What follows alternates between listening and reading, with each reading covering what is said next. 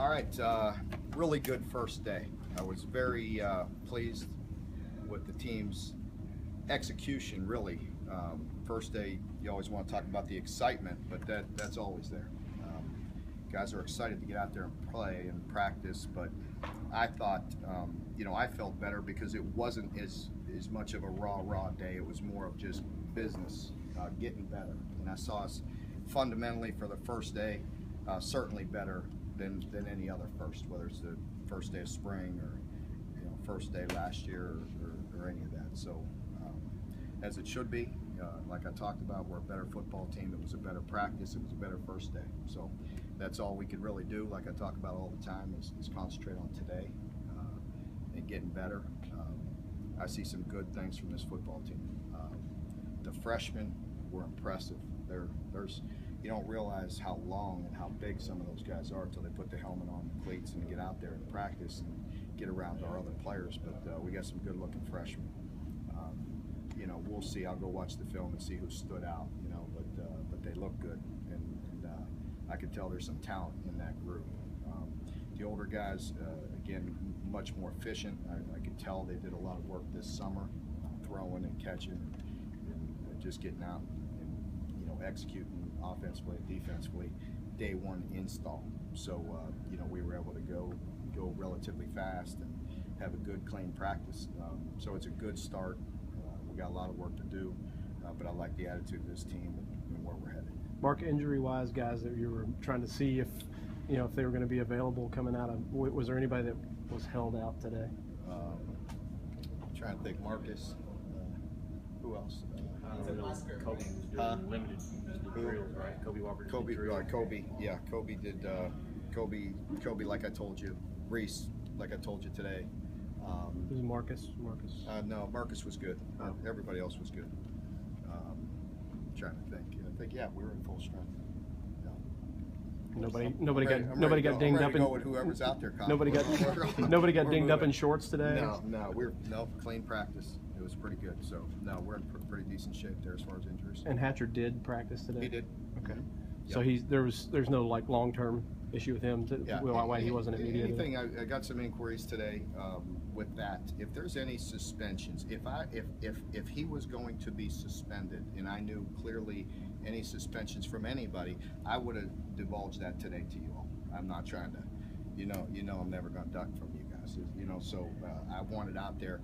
If there's suspensions, I want it out there as early as possible to move on, and get the air cleared. So, when and if there are any suspensions, and it's clearly defined with me and our administration, I will let you know. Mark, today when you talked about disciplined approach, what exactly are you talking about? Just not so many highs and lows. Being disciplined in everything that we do, in the meetings and through the monotony of 2-a-days and through camp. Just not so many highs and lows. Be professional in our approach and get our work done and have a high level of concentration all the time. So discipline, as you know, can factor into just about everything we do. And so I just think, we have the talent. We have a more experienced football team. You see that out there. We need to be more disciplined in everything that we do. So we do those little things. We continue to do the little things. So when we do the little things over and over and over, then the big things won't be so big.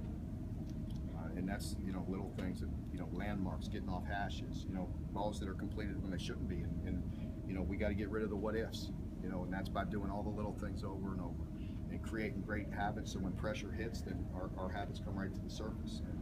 And so that's what I mean by the daily discipline. Mark, was there a guy or two, a veteran guy that just seeing them out there in practice today sort of jumped out, that had changed themselves either in the way he looked? I've talked a lot about it, but I think Josh is a guy. Josh does stand out to me right now. He really does. He looks like an SEC middle linebacker, and I like that.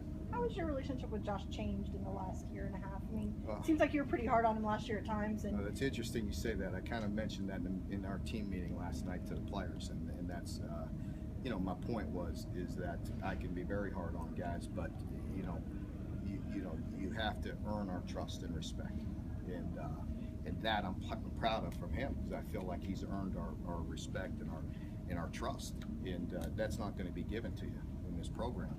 And he's done that with his actions. You finally got out there with those freshman DBs today and got to see them. You talked about length. I assume some of those guys are the ones you're talking about. Yeah. What did you see finally seeing them run around on a football field? I just saw a bunch of guys that have great length with great athletic ability. So they're raw. They need to be developed, and they need to get some reps. We two-spot certain parts of practice where there's a bunch of drills going on and everybody's getting a lot of reps, and then there's other parts where we don't have enough depth, and they're cut back on their reps a little bit. So we need to continue to work them in there. How much would it help your own receivers? A couple of them talked about that today. They had some of your veteran receivers had kind of big eyes at how big the corners are and how much that'll help them seeing that in practice. That's exactly right. It will, because as you know, we see some of those corners that we see in this league.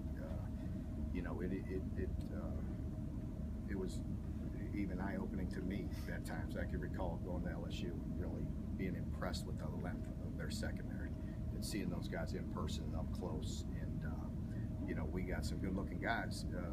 We got to do a good job of developing them. They're talented and can run, and so we got to bring them along. How ready, now that you've seen them do Miggins and Bell, look to you? How much work were you guys able to get to them while Today. they were still not on campus? Yeah, not much, because they were gone. So they had to finish their academic work, so they weren't here in the summer. They had to take a few summer courses, so that put them in here late, as I mentioned. But they're here now. This was day one. It was hard to tell for me, with all that's going on. That's why we'll go up and watch this film right now. But again, physically, they looked the part, that's for sure. And they were very good football players on tape. How well they pick up everything, comprehend the defense, and we'll see as we move forward. A lot of people, scouts, had kind of tagged Miggins as a defensive tackle and interior guy. But looking at him today, could he possibly play some end for you too? Well, with our scheme and what we do, he's perfect for our 4.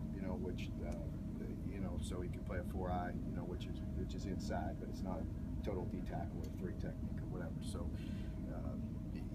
he is versatile. He is versatile, but he's a good-looking, 285, 290, which is what we want. Coach, tomorrow's just the second practice, but you're opening it up. How much can you actually show? Or... Tomorrow's open up. Tomorrow's okay. Good. Yeah. Good. That's good.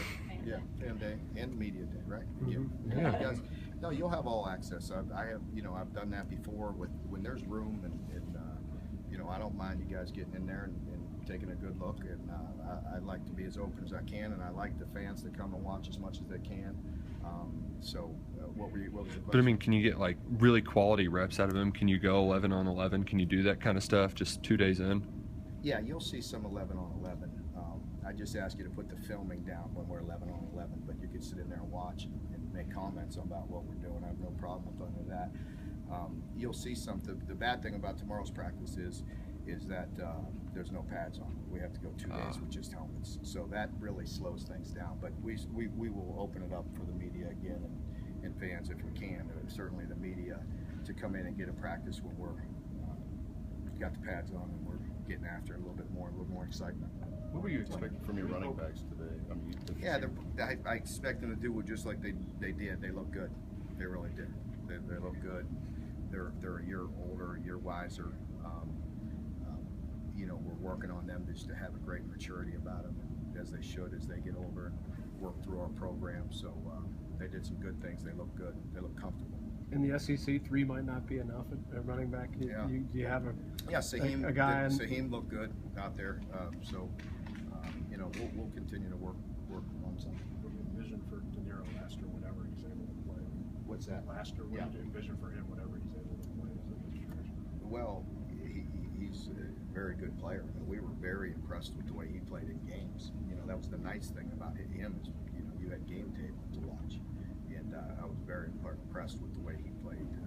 I knew him coming out of high school and watched him coming out of high school, but the way he played at Minnesota game tape was impressive. So we just feel like he's another guy that in an area, as you know, as I've talked about, that we need to continue to build some depth inside.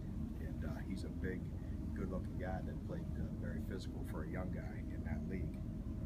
I was impressed with Jordan Jones today. I thought he looked very good, very comfortable for a freshman. You could tell he was here for the spring, so he had some practices and had some carryover, and really made some nice plays on the ball. So I was impressed with him. That was good to see.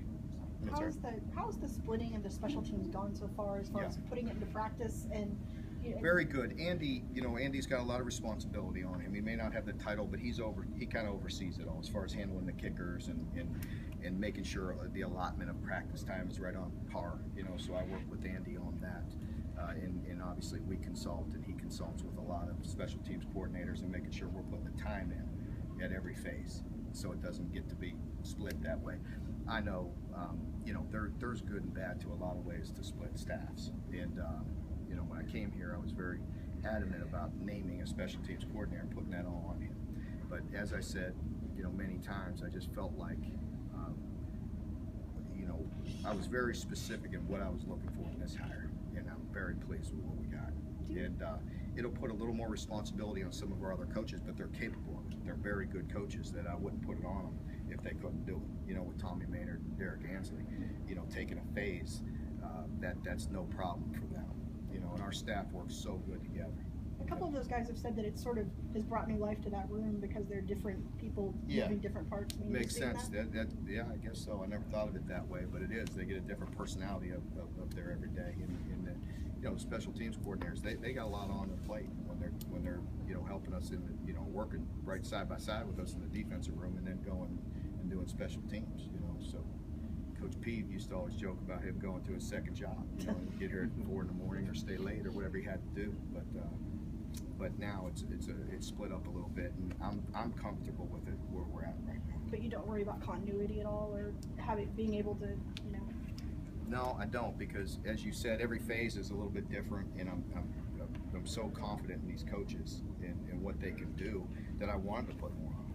I felt like I believed in them, and I know the passion, the way they coach, and I like that. I like putting that responsibility on them, and to me, it just makes sense to just eliminate some pressure from that guy, from that special teams coordinator, because again, we need and want an awful lot out of him in the defensive room as well.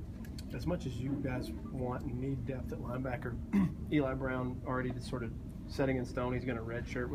Is that about his health? It's just that he's not all the way back? And it was what we talked about right away, through recruiting. And I get that question all the time, am I going to redshirt or not? Always the response is, it's up to you, as far as if you're ready to. Most guys, if they want to play, that'll be up to you. How much they prepare between signing day and coming in here, and how well they play will determine. If they can help us, then we're going to give them that opportunity to play. And I also give them that opportunity if they say, hey, I need the red shirt, I want a red shirt, I want to get my feet on the ground academically, I want to get bigger. He had to get his knee right, and his strength, his knee is fine, but the strength in his leg and all those things. So all along we said, well, then we're going to red shirt you. And so that's no problem. I tell you, he needs the red shirt, and he's going to put on some great size and strength, and you saw great gains because we train those guys differently. And they really make some good gains, but I tell you, he really does. Even though he's skinny, he looks good. He can move around. He's a tall, good-looking player. So I'll be excited to get him on the field a year from now. Somebody else? Everybody Before good? transfers, even if they can't play this year, how can they help you with the scout team? Oh, they just can't. They just can't. They're for the most part, a lot of those guys are very mature.